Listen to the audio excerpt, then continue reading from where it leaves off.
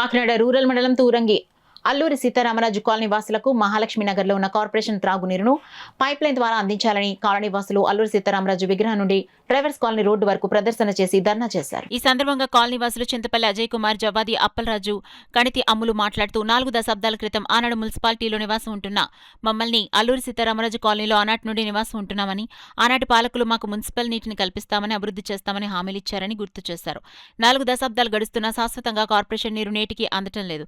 పంచాయతీ నీరు తాగలేక, కార్పొరేషన్ నీరు అందక రోజు నరకయాతన అనుభవిస్తున్నామని తెలియజేశారు. ధర్నా శిబిరం వద్ద జరిగిన సమావేశంలో రాజన సత్యనారాయణ, పూడి శ్రీను, కుక్కల లక్ష్మి ప్రసంగించారు. ఈ కార్యక్రమంలో చొల్లంగి పద్మావతి, మల్లాడి సత్యవతి, వేపాడ శ్రీను, సిహెచ్ శివ, రచ్చ చంద్రశేఖర్, వేపాడ ఆండాల్, బలసాడి దుర్గా తదితరులు పాల్గొన్నారు. బుల్లబ్బరెడ్డి కాలనీలో ట్యాంక్ కట్టారు. ఎందుకంటే ఈ చెత్త నీరండి తాగడానికి అస్సలు పనికి రావట్లేదండి. దానివల్ల జబ్బులు, రోగాలు, డెంగ్యూ ఫీవర్లు అన్ని రకాలుగా వస్తున్నాయండి.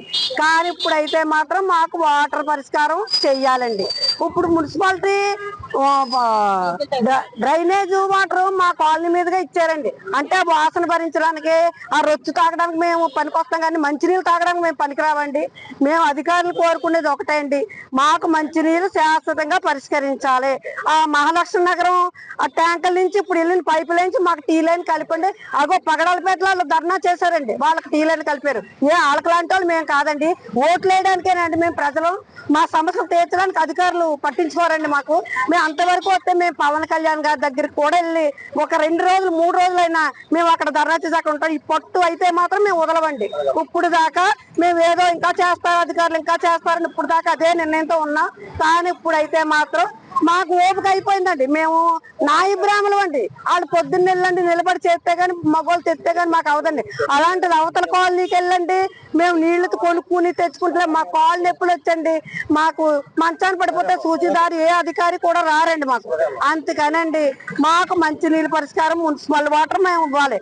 మేము మున్సిపాలిటీ వాటర్ కళ మాకు జరగాలండి. పరిశుభ్రమైన నీరు లేకపోతే వస్తాయి జబ్బులు. అందుచేత పరిశుభ్రమైన నీరు అందించే బాధ్యత రూరల్లో కానీ అర్బన్లో కానీ ప్రభుత్వాల మీద ఉంది. మేము 4 అడుగుల దూరంలో అర్బన్లో ఉన్నాం.